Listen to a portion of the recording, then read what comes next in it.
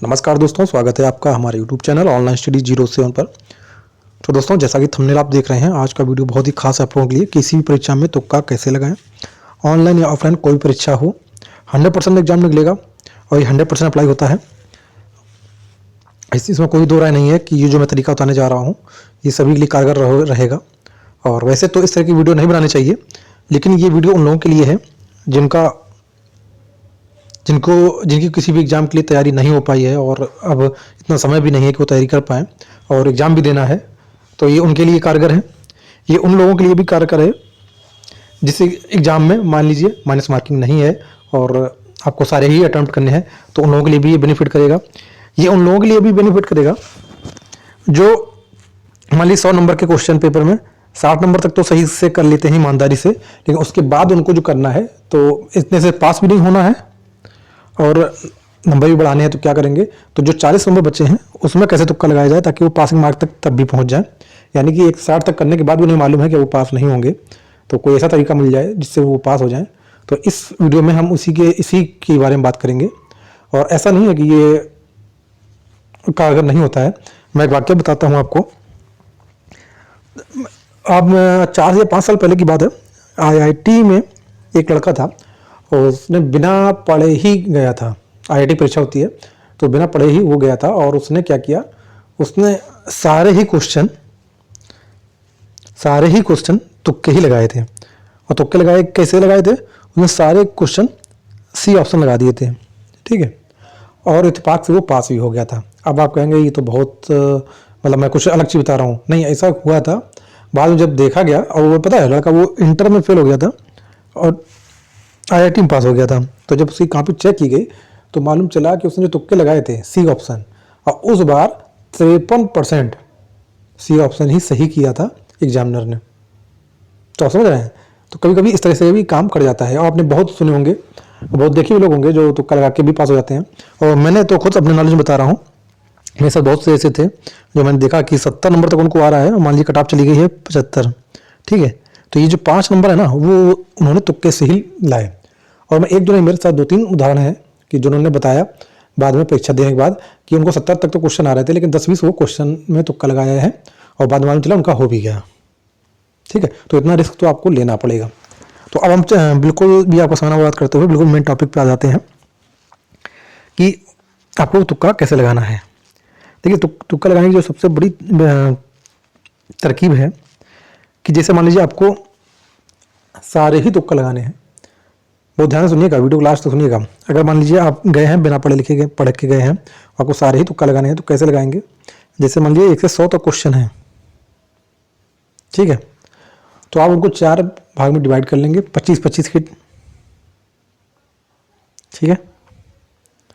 अब उन 25-25 में आप पहले 25 A या B, जो भी, अगर आपको बिल्कुल भी मालूम नहीं है कि कौन सा सही होगा, तब पहले 25 में A भर दिया, दूसरे 25 में B भर दिया ऑप्शन, तीसरे 25 में C भर दिया, चौथे में D भर दिया।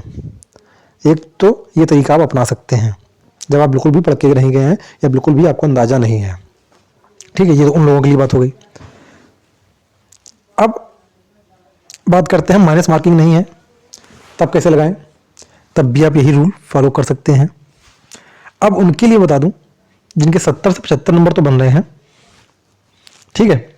70 नंबर मान लीजिए उन्होंने कर दिए अपने मन से और उनको मालूम है इतने से वो पास भी नहीं होगा, उनको तुक्का लगाना है। तो देखिए, अभी भी होता क्या है कि जो आपके 25 नंबर बचे हैं, 25 क्वेश्चन बचे हैं, उनमें आपको क्या करना है, आपको ये देखना है आपने जो 75 क्वेश्चन लगाए हैं इसमें सबसे ज़्यादा ऑप्शन कौन सा है। अगर मान लीजिए सबसे ज़्यादा ऑप्शन C है तो C नहीं लगाना है। मान लीजिए सबसे कम ऑप्शन आपने A लगाया है तो अब A को ही आप बाकी बचे 25 में भर दीजिएगा। केवल A को ही पूरे में भर देना है, ठीक है। तो निश्चित रूप से आप पास होने की संभावनाएं आपकी बढ़ जाएंगी। ऐसा क्यों है, क्योंकि अधिकतर एग्जामिनर जो सेट करते हैं वो 25 के ऑप्शन में ही सेट करते हैं। अब मान लीजिए आपके पास गिनने का भी समय नहीं है, तब आप आंख बंद करके C ऑप्शन लगा दीजिएगा, क्योंकि मोस्टली C ऑप्शन सही रहता है जब गिनने का भी समय नहीं है। अगर गिनने का समय है, आपने देख लिया कि आपने जो 75 क्वेश्चन किए हैं उसमें आपने सभी A B भी 25 मार दिए हैं, C भी 25 मार दिए हैं और डी भी 25 मार दिए हैं, लेकिन ए आपने बहुत कम मारे हैं, तो बाकी बच्चे 25 में ए मार दीजिएगा। ये हो गया दूसरा तरीका। एक और तरीका है कि जब आप ऑप्शन हल करें तो आप 5-5 के सेट में भी हल कर सकते हैं। आप कैसे समझिएगा, मान लीजिए बच्चे हैं क्वेश्चन आपके 25, तो आप पहले 5 बी मार दिए, दूसरे 5 सी मार दिए, तीसरे 5 बी मार दिए, चौथे 5 ए मार दिए। मतलब इस तरीके से भी आप मार सकते हैं 5-5 के सेट बना के भी। लेकिन इस तरह से मत मारिएगा कि आपने ए मारा, फिर दूसरे में बी मार दिया, तीसरे में सी मार दिया, चौथे में डी मार दिया, तो इससे आपकी एक्यूरेसी सही होने की संभावना घट जाती है। समझ रहे हैं? तो आपको मैंने तरीका बता दिया कि या तो आप 25-25 के सेट में मारिए, ए मार दिया, बी मार 25 ए मार दिए, 25 बी मार दिए, 25 सी मार दिए, इससे मार दिए, या 5-5 के सेट में मारिए, या सारे ही सी कर दीजिए। अगर आपको बिल्कुल भी नहीं आ रहा तो सारे सी ऑप्शन में भर दीजिए, या सारे ए भर दीजिए, या सारे बी भर दीजिए, तब भी आपके काफ़ी क्वेश्चन सब सही होने की संभावना बढ़ जाएगी। और ये ऐसा नहीं है कि अब मैंने ये तरीका बता दिया तो आप बिल्कुल पढ़ के ही ना जाएं। ये केवल तब है जब बिल्कुल आपको लगे कि अब आपको कुछ नहीं आ सकता, हो सकता अब आप फेल हो जाएंगे, आप किसी भी तरीका कोई भी तरीका बचने का नहीं है, तब इस फार्मूले को फॉलो करिएगा।